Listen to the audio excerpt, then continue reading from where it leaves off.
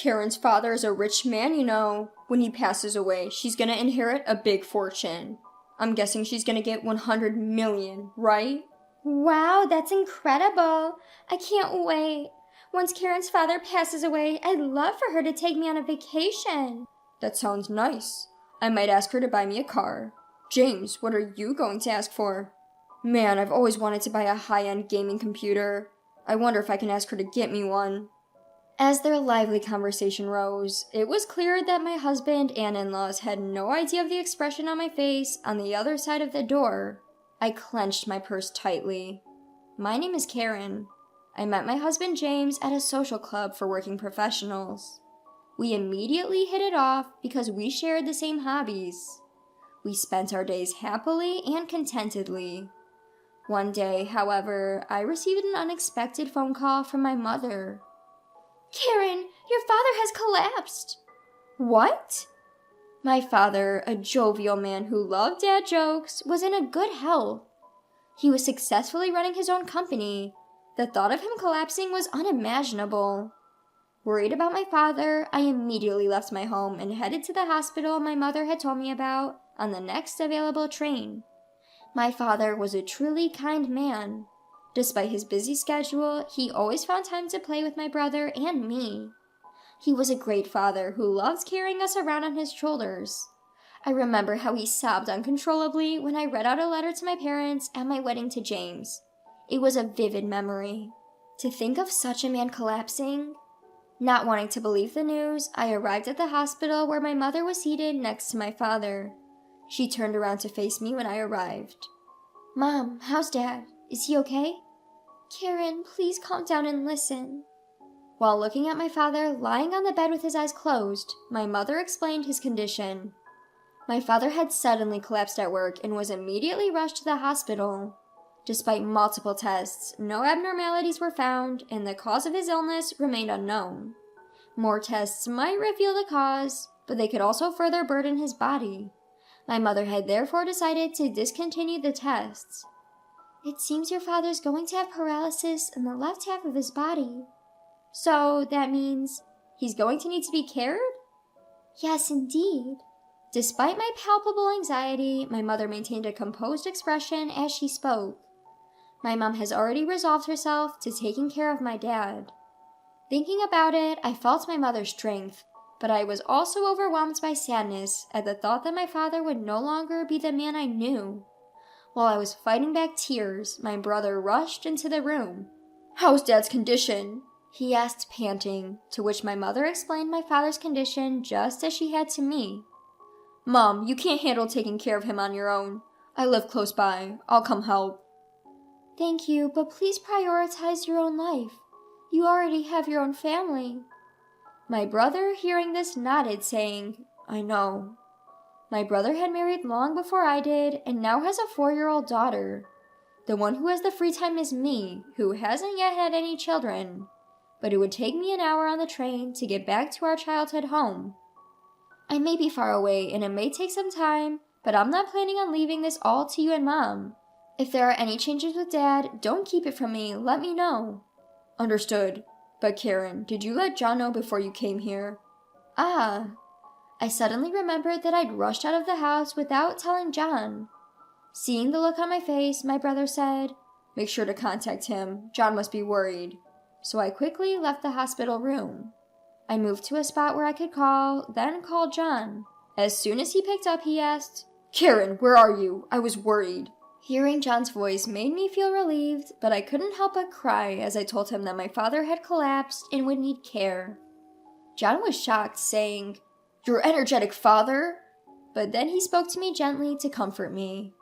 I felt relieved that I'd married him, and when I told him I was coming home, he said gently, "I'll make dinner. Be careful on your way home." It seemed that my father would be staying in the hospital tonight. My mother and brother were also going home, so I decided to head home too. When I got home, John had made my favorite meal. "It must have been tough. Eat something you like to cheer up," he said, pulling out a chair for me. The kindness brought me to tears. John is usually cool-headed, but he's incredibly kind when I'm down, which always moves me. After thanking him for his comfort, I went to bed early that day. The next morning, when I had calmed down a bit, I told John that I wanted to help take care of my father from time to time, and he happily agreed. Furthermore, it seems that John had told his parents about my father's condition, and they offered to help with housework while I was away. I was surprised that I could get full support from John's family to help with my father's care, but when I called to thank his parents, John's mother laughed and said, "After all, your father's like family to us. You don't need to worry about a thing." John's parents, like him, are usually cool and collected. When they came to our house with smiles on their faces, asking how I do my chores, I was taken aback. Before my marriage, I had thought my in-laws were a bit cold, but that might have been a misunderstanding. I repeatedly expressed my gratitude to my husband James and my in-laws for their full cooperation in taking care of my father. My father was a talkative person, but he lost the ability to speak fluently due to the paralysis on his left side. However, there was a silver lining in the fact that my father was right-handed. He communicated his needs and thoughts to us by writing them on a whiteboard.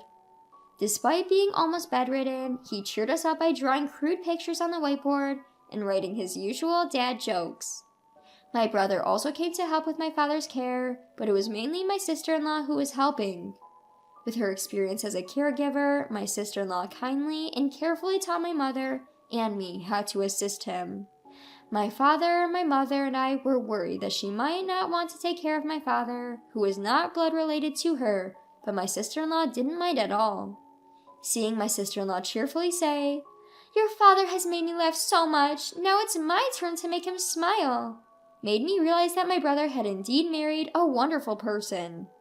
My brother might have been blessed with a wonderful spouse, but I am not losing to him in terms of having a wonderful spouse. After all, my entire in-law family is supporting my caregiving. Whenever I go to help with my father's care, my in-laws always ask about his condition. I was always grateful for their concern. However, I realized all of it might have been my misunderstanding by pure coincidence. That day, I left the house to take care of my father, but I noticed that I had forgotten my wallet when I reached the station. While feeling frustrated with my own clumsiness, I returned home. On the days I went to care for my father, my in-laws would always come to help with house chores, so I headed home thinking they'd probably find it amusing. I opened the front door, took out my wallet from my room, and returned to the front door. Then, I heard a conversation between James and my in-laws from the living room. "So, is Karen's father not likely to pass away yet? I'm getting tired of waiting." Huh? Wondering if my ears were playing tricks on me, I involuntarily stopped in my tracks. When I tiptoed closer to the living room door and put my ear against it, I could hear their conversation clearly. "Anyway, how much does Karen stand to gain when her father passes away? All this kindness we've been showing doesn't make sense unless we get a significant portion. Karen's father is a rich man, you know. When he passes away, she's gonna inherit a big fortune. I'm guessing she's gonna get over 100 million, right?" Wow, that's incredible. I can't wait. Once Karen's father passes away, I'd love for her to take me on a vacation. That sounds nice. I might ask her to buy me a car. James, what are you going to ask for?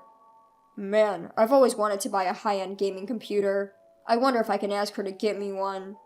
Their conversation was filled with high spirits. On this side of the door, they probably have no idea what kind of expression I have on my face. I clenched my wallet tightly, putting all my strength into my grip. My mind was a mess, filled with anger, frustration, and sorrow.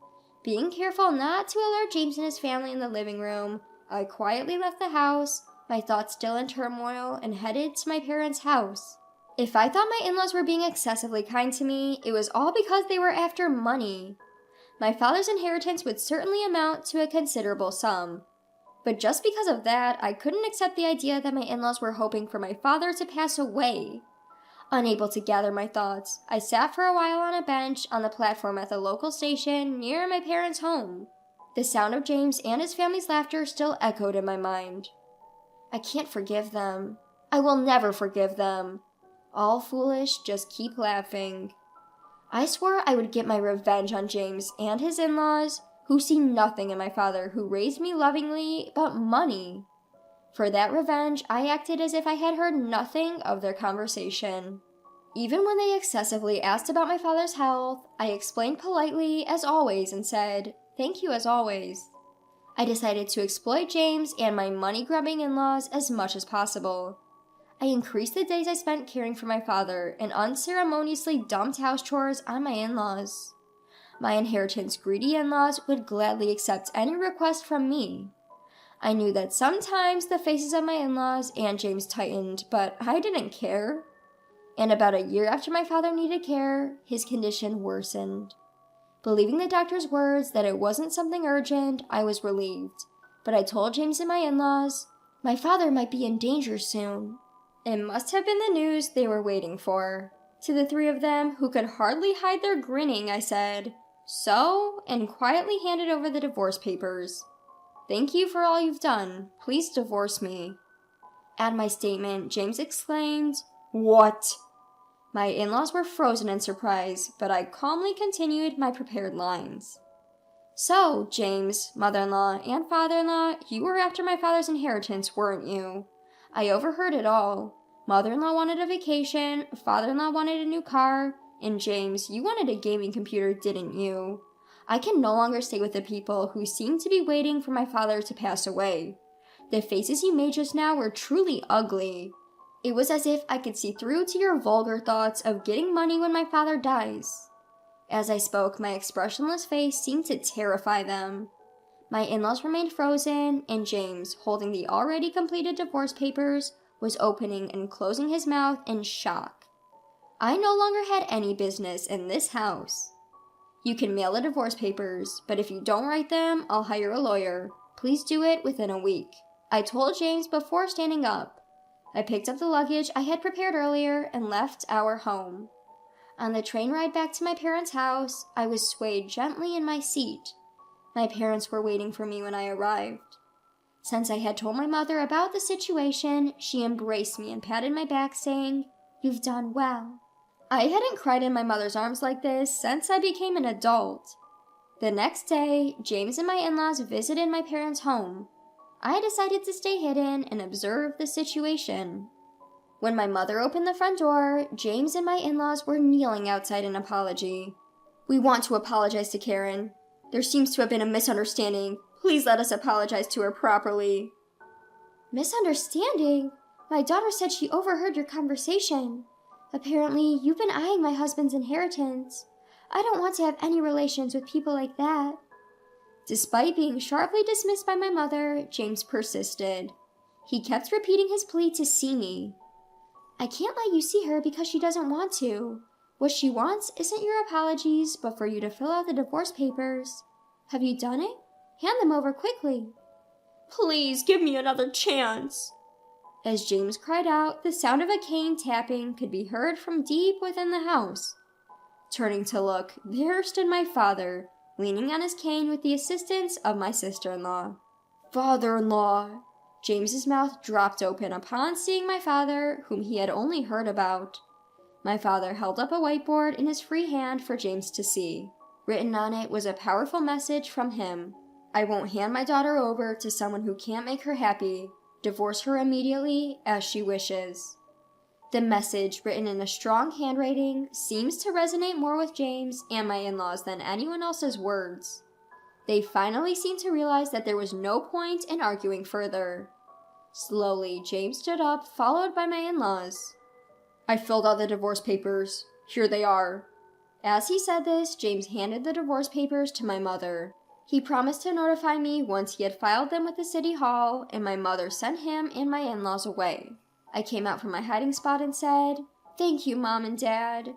My mother gave a gentle smile, while my father laughed heartily and wrote a message on the whiteboard. "A father's duty is to protect his daughter until the end."